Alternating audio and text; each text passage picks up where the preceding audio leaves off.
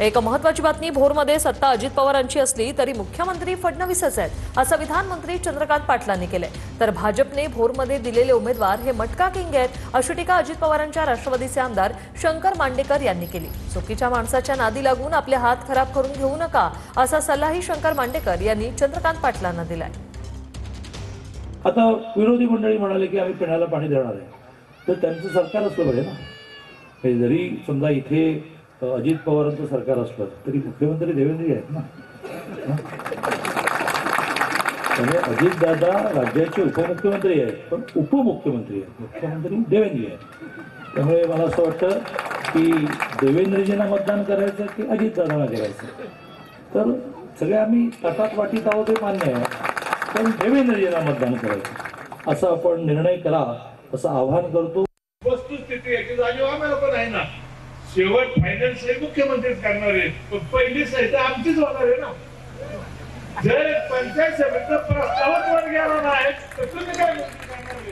कशी परिस्थिती आहे, आम्हाला त्यांच्यावर टीका करायची नाही, मला कुठल्याच वेळी भाजपवर बोलायचं नाही, परंतु हा केविलवाना प्रश्न आहे। आणि माझी दादांना विनंती आहे, दादा चुकीच्या माणसाच्या नादी लागून आपले हात खराब करून घेऊ नका आणि आपले बाकीच्या गोष्टी खराब करून घेऊ नका। तेव्हा तुम्हाला आम्ही पहिल्यांदाच बोलतोय त्यांच्यावर। निवडणुकीपूर्वी भाजपनं माझं कंबरड मोडलं हे मला माहिती होतं, पराभवानंतरही मी भाजपवर आरोप केला नाही असं शहाजी बापूंनी म्हटलंय।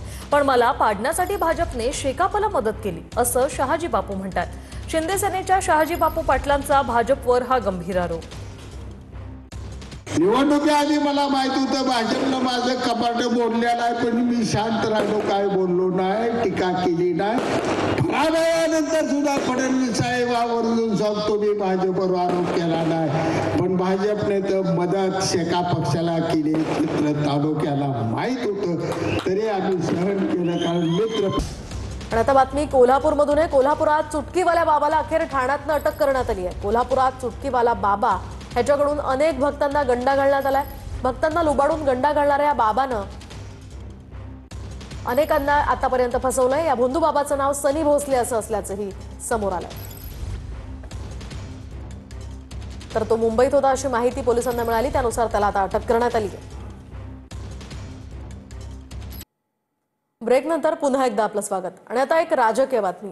मोहोळ तालुक्यामध्ये बाळाराजे पाटलांमुळे गुंडागर्दी वाढली आहे असं उमेश पाटील म्हणालेत।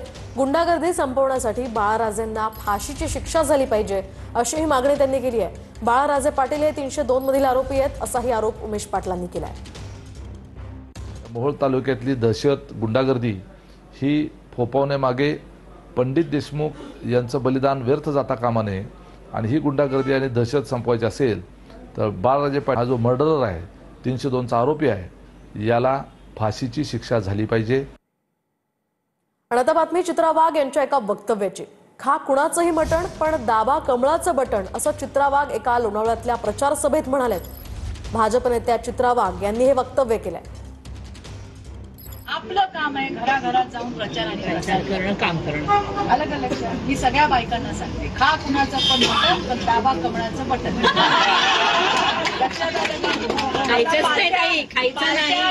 अरे बाबा पार्ट्या चालू होतात, सुरू झाल्या नवरे आपल्याला सांगतात आज स्वयंपाक करू नको, म्हणजे समजून जायचं आज पार्टी आहे।